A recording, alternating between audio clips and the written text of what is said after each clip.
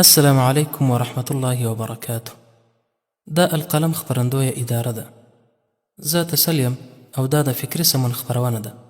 په دې خپرونه کې فکري، علمي، سیاسي او نظامي شنندانو او د ټولنیزو مطبوعاتو فعالانو سره خواله کوو. د فکري سمون دا خپرونه مو له کفارو سره دوستي او د هغو پایلو ته ځانګړې کړې ده. په دې هیله چې تر پایه یې تعقیب کړئ. کټول هنر شي کافر زمون دښمن دی، که جوړ تر سپین سره زر شي کافر زمون دښمن دی.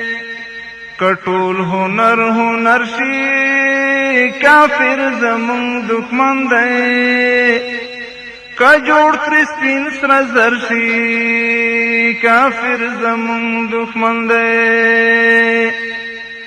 له کافرانو سره دوستي څو حالت لري. اول د کفر حالت. که چیر مسلمان له کافر سره قلبي ایمانی محبت ولري، د هغوی دین خوښ کړي، د هغوی عقاید خوښ کړي، په اسلام او مسلمانانو باندې د کافرو په غلبه خوښ شي، په دې حالت کې مسلمان نه پاتې کیږي. الله تعالی فرمایي: یا ایها الذین آمنوا لا تتخذوا اليهود والنصارى اولیاء بعضهم اولیاء بعض ومن يتولهم منكم فانه منهم ان الله لا يهدي القوم الظالمين. تفسیر: ای هغه کسانو چې ایمان یې راوړی دی، یهود او نصارا په دوستي مه نیسئ. دوی خپلو منځو کې سره دوستان دي او له تاسې چې هر چا له دوی سره دوستي وکړه نو یقینا دی له همدوی څخه دی. یقینا الله ظالم قوم ته هدایت نه کوي. اوس هم د یادې موضوع اړوند د محترم ورور اکرام الدین مفتون صاحب نظر بسم الله الرحمن الرحیم. کافرانو سره د دوستۍ پایلې دا یقینا چې ډیره یوه مهمه او د وخت غوښتنو سره سمه موضوع ده. دا یو څه علمي وضاحتونو ته هم اړتیا لري، خو زه به دلته تاسو سره فقط یو لنډ نظر شریک کړم. هغه دا چې الله رب العزت موږ مسلمانان د کافرانو سره د دوستۍ څخه منع کړي یو، پس موږ ته یو همدغه حکم کافي دی، باید د الله دغه حکم ومنو، عملي کړو او هیڅکله د کافرانو سره دوستي ونه کړو، بلکې تصور یې هم ونه کړو، ځکه چې کافران د الله رب العزت څخه باغیان خلک دي. یعنی الله رب العزت دوی پیدا کړي دي، رنگ بے شمار احسانات ورسره کړي دي، ژوند یې ورکړی دی، د الله نعمتونه خوري، د الله په دې ځمکه ژوند تېروي، بیا هم دوی د خپل خالق نه باغیان دي، د خپل خالق په احساناتو یې سترګې پټې کړي دي، منکر دي او د خپل خالق یو امر نه مني، بلکې د خپل خالق په مقابله کې د شیطان بندگی کوي، د شیطان تابعداري کوي. نو یو څوک چې دومره باغي او سرکشه وي چې د خپل خالق دومره احسانات نه مني، هغه به د مخلوق سره هیڅ کله داسې معامله ونه کړي چې د مخلوق پکې ګټه وي، او مخلوق به هیڅ کله د داسې چا نه چې هغه د خالق څخه باغي وي د هغه نه د خیر توقع نه لري. نو راځم دلته چې کافرانو په د خپل بغاوت او سرکشۍ سره د انسانیت ټول کرامتونه ختم کړي دي، ټول ارزښتونه ختم کړي دي. دوی د انسانیت له معیاره غورځېدلي دي. دوی اوس په دنیا کې یوازې د ځناور په مثال ژوند کوي. نو د ځناور سره سړی دوستي نه کوي، یوازې د ضرورت په مطابق یو څه تعلق ورسره ساتي. خو بیا هم دلته که د حربي کافرانو خبره شي، د حربي کافرانو سره خو الله رب العزت موږ ته د جنگ حکم کړی دی چې دا بیخي ووژنئ، ختم یې کړئ. او که په بل خوا کې بیا عام کافران دي، د عامو کافرانو سره د ساتلو لپاره که یو نظام موجود وي، اسلامي نظام، د هغې حاکمان وي، هغه بیا که کافرو سره تعلق ساتي یا کافر د دوی سره تعلق ساتل غواړي، نو هغه به یو تجارتي یا نور د ضرورت په اساس یو تعلق وي. هغې لپاره شریعت خپل حدود او شرایط ټاکلي دي، په هغې کې دننه به د دوی سره تعلق ساتي. هغې ته بیا دوستي نه ویل کېږي، هغه مازې د ضرورت په اساس تعلقات دي چې شریعت ورته اجازه ورکړې ده. نور تاریخ په دې ګواه دی چې هر چا د کافرانو سره دوستي کړې ده، کافرانو څخه د خیر توقع لرلې ده او په دوستۍ نیولې دي، هغه ذلیله دي، شرمنده دي په دنیا او آخرت کې. بس موږ ته د الله رب العزت د حکم منل پکار دي او په دې کې به زموږ د دنیا او د آخرت فایده وي ان شاء الله تعالی. خپل گناه تلا ټول کفر یو ملت خپلی گناه کلا ټول کفر یو ملت دی کراته تیر لسرشي کافر زمون دښمن دی د ګناه او حرمت حالت له کافرو سره هغه دوستي حرامه او ستر ګناه ده چې مسلمان له کافر سره د مسلمان په ضد د دنیوي لالچ لپاره یا د خپل شخصي منفعت لپاره کومک وکړي هر ډول لالچ چې وي پیسه منصب وغیره په دې اړه الله تعالی فرمایي يا أيها الذين آمنوا لا تتخذوا عدوي وعدوكم أولياء تلقون إليهم بالمودة وقد كفروا بما جاءكم من الحق يخرجون الرسول وإياكم أن تؤمنوا بالله ربكم إن كنتم خرجتم جهادا في سبيلي وابتغاء مرضاتي تسرون إليهم بالمودة وأنا أعلم بما أخفيتم وما أعلنتم ومن يفعله منكم فقد ضل سواء السبيل تفسير أي هغو کسانو چې ایمان یې راوړی دی زما دښمنان او خپل دښمنان دوستان منیسئ تاسو هغوی ته اسباب د دوستۍ وړاندې کوئ حال دا چې هغوی په یقیني توګه په هغه حق کافران شوي دي چې تاسو ته د الله تعالی له اړخه راغلی دی هغوی پیغمبر او تاسې ټول له خپلې ځمکې او وطن څخه د دې لپاره باسي چې تاسې په هغه الله ایمان راوړی دی چې ستاسې رب دی که چیرې تاسې زما په لار کې د جهاد لپاره راوتلی یئ او زما رضا غواړئ نو دغه کار مه کوئ تاسې هغوی ته په پټه د دوستي اسباب وړاندې کوئ او زه ښه پویم په هغه څه چې تاسې یې پټوئ او په هغه څه چې تاسې یې ښکاره کوئ او هر څوک چې له تاسې دغه کار وکړي نو یقینا سمه لار یې ورکه کړه اوس هم د محترم ورور یاسین حمزه صاحب نظر را بسم الله الرحمن الرحیم حامدا ومصلیا ومسلما وبعد د کافر دوستی او د هغې پایلې شیطان یا د هغه لاروي کافران تل د خپل زړه عادت له مخې خپل ما تحت او غلام وګړي هغه وخت پر میدان د ایمان غشو ته تنها پرېږدي کله چې هغوی د خپل پلیت هدف په لاره کې هغوی نه کار واخلي دا نو څه یوه او نوې پیښه نه ده بلکې 1400 کاله وړاندې کله چې د بدر په میدان د دوی سرخیل شیطان خپل ملګري ابو جهل او د هغه لښکر په سپین میدان د تورو خرپ ته تنها پرېښودل او په منډه منډه وتښتېد له هغه تاریخي ورځې تر نن پورې دوی هر وخت او په هر میدان کې خپل ملګري او غلامان تنها د ملتونو محاسبې ته پرېږدي د کافر دوستي نه وخت لري او نه آینده لري څوک چې کافر ته د دوستۍ لاس غځوي هغوی خپل راتلونکی تخریبوي او ځان د خسره دنیا والآخره سترې کندې ته غورځوي الله تعالی د کافرو د دوستی او سرپرستی په هکله خپلو بندگانو ته داسې فرمایي اعوذ بالله من الشیطان الرجیم مثل الذين اتخذوا من دون الله أولياء كمثل العنكبوت اتخذت بيتا وإن أوهن البيوت لبيت العنكبوت لو كانوا يعلمون صدق الله مولانا العظيم الله تعالی فرمایي کومو کسانو چې له الله تعالی څخه پرته نور سرپرستان نیولي دي د هغوی مثال د غڼې په څیر دی چې خپل ځان ته یو کور جوړوي او له ټولو کورونو څخه ډیر کمزوری کور د غڼې کور دی کاشکې دغو خلکو علم درلودلی همدارنګه بل ځای کې الله تعالی فرمایي ولن ترضى عنك اليهود ولا النصارى حتى تتبع ملتهم الله تعالی فرمایي له تا نه به هېڅکله یهود او نصوارا راضي نشي تر څو ته د دوی د دین پیروي ونه کړي کافر نه هیڅ اصول پیژني او نه د کافر قاموس کې وفا او خواخوږي وجود لري موږ د کابل ادارې پر هغو غولېدلو عسکرو غږ کوو کوم چې پر یوه بې باوره تنخوا او لږو روپیو یې خپل ضمیر خاوره او وجدان پلورلي تر څو د اسلامي امارت له ستر ترحم او عمومي عفو نه ګټه واخلي پر خپل ځان او اولاد باندې رحم وکړي ځانونه له هلاکت او د تاریخ له پیغورونو نه وساتي او د خپلو ټوپکو شپېلۍ د دین د دښمنانو پر لور ورسیخې کړي او له مجاهدینو سره یو ځای شي یو خاص هدف لري دوی هسیاری نه کوي یو خاص هدف لري دوی هسیاری نه کوي که جوړ د خدمت خرشي کافر زمون دښمن دی که جوړ د خدمت خرشي کافر زمون دښمن دی. له کافرانو سره تجارتي او نورې دنیوي اړیکې چې دیني رنګ ونه لري مباح دي. ټول سیرت او اسلامي تاریخ پرې ګواه دی. البته دې تجارت کې د مسلمانانو خیر او ښېګڼه په نظر کې ضروري نیول کیږي. راځئ د محترم ورور شرافت ویاړ صاحب نظر بسم الله الرحمن الرحیم. دنیا د ازمایښت ځای دی. دلته حق او باطل دواړه شته دي. رحماني لاره او شیطاني لاره دواړه شته دي.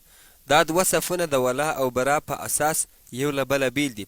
که ولا او برا نه وي نو د حق او باطل ترمنځ توپیر به نه وي. دا دوه خصلتونه اصلا په زړه پورې اړه لري خو په ظاهر کې علامه لري. دنیوي حکم یې په همدې علامه راڅرخي. د ولا علامه د الله تعالی انبیاو او مؤمنانو سره اخلاص دی او د برا علامه د باطل او کافر نه نفرت او لریتوب دی. دا چې ولا او برا څه دي ورباندې به وغږیږو. ولا محبت، اکرام، احترام او له خپل محبوب سره همسنګ کېدو ته ویل کیږي.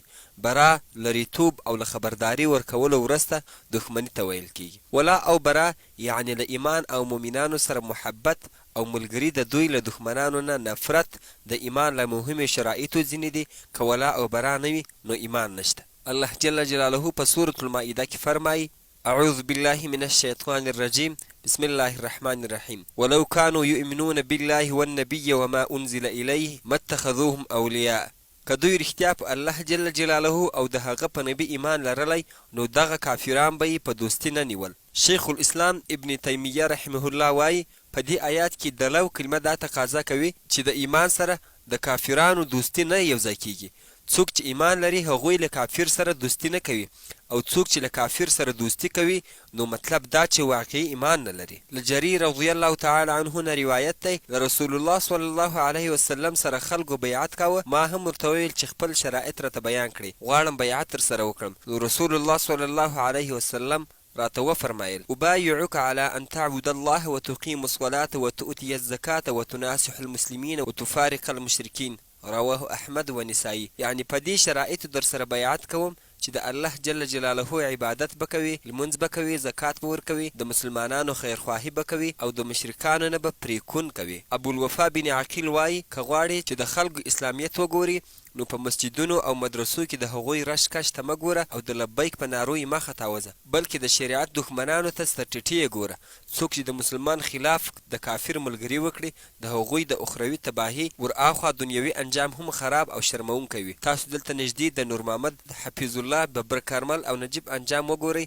روسانو ته یې خپل ولس قربان کړ، هغوی یا خپله ووژل یا یې دښمن ته په میدان پرېښول. د کرزي ژړاوې فریادونه مو هم ولیدل چې د خپلو کفري دوستانو له لاسه به هره ورځ سپک او په ژړا و. غني چې د ستراتیژیک تړون تر عنوان لاندې امریکا ته د افغان مومن ولس وینه وبخله او قضایي مسؤلیت یې ورکړ. ومو لیدل چې څنګه همدې امریکا نړۍ ته سپک سپور او د هر چا د خندا کړ. مسلمانان باید عبرت واخلي او هیڅکله د کافر څنګ ونه چې د خیر تمه ځینې څوک وکړي ناداني ده، چې د خیر تمه ځینې څوک وکړي ناداني ده، انجام به یې ضرر شي کافر زمون دښمن دی. څوک چې دوستي کړي د دوی وایي قرآن کافر دی، چې څوک دوستي کړي د دوی وایي قرآن کافر دی. هر څوک دې ښه خبر شي کافر زمون دښمن دی. له عموم کافرانو سره نیکي په دې شرط چې محارب نه وي. که چیرې محارب کافر نه وي نو له هغوی سره احسان نیکي مباحه ده بلکې مستحب ده او اسلامي اخلاق دا ایجابوي چې مسلمان د یوې ښې نمونې په توګه د یو مسلمان په حیث له غیر حربي کافر سره ښېګڼه وکړي. دا ښېګڼې درجې دي. ښېګڼه باید د دغه کافر له حال سره برابره وي. الله تعالی فرمایي: لا ينهاكم الله عن الذين لم يقاتلوكم في الدين ولم يخرجوكم من دياركم أن تبروهم وتقسطوا إليهم إن الله يحب المقسطين. تفسیر: الله تعالی تاسې د هغه چا له دوستۍ څخه منع کوي چې له تاسې سره یې د دین په سر جنګ نه وي کړی او تاسې یې له خپلو کورونو څخه نه یاست ویستلي چې تاسې به له هغوی سره نیکي او انصاف نه کوئ، یعنی بلکې ویې کړئ ورسره. یقینا الله تعالی انصاف لرونکي خوښوي. خو باید د مسلمان پام وي چې د کافر د دین، عقیدې او دینی عنعنات او محبت یې زړه ته لار پیدا نه کړي اوس هم د یاد موضوع اړوند د محترم ورور قیر سعید خوستی صاحب نظر اورو. الحمد لله رب العالمين والصلاة والسلام على من بعث بالسيف رحمة للعالمين وعلى آله وصحبه المهتدين إلى يوم الدين. أما بعد، يا أيها الذين آمنوا لا تتخذوا اليهود والنصارى أولياء بعضهم أولياء بعض ومن يتولهم منكم فإنه منهم.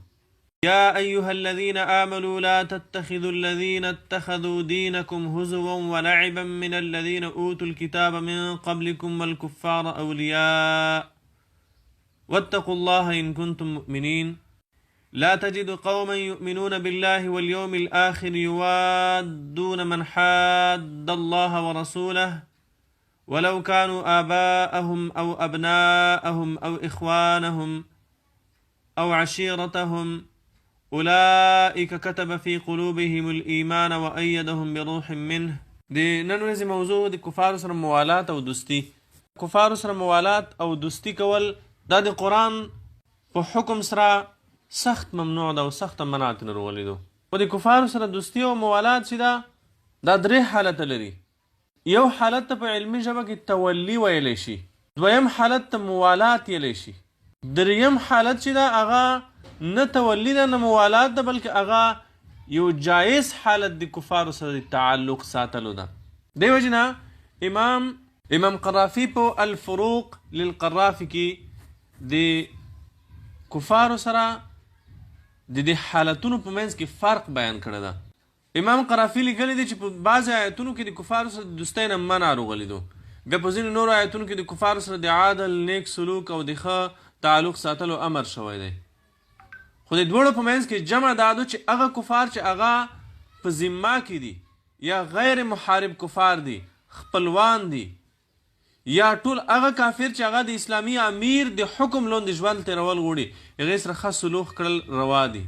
او هغه کافران چې هغه د دې شروطو سره برابر نه وي، هغې سره د دوستي کول د بل مسلمان په ضرر وي، د هغې سره دوستي کول د بل مسلمان د ضرر سبب ګرځي، دغه صورت بیا حرام ده او ناروا ده.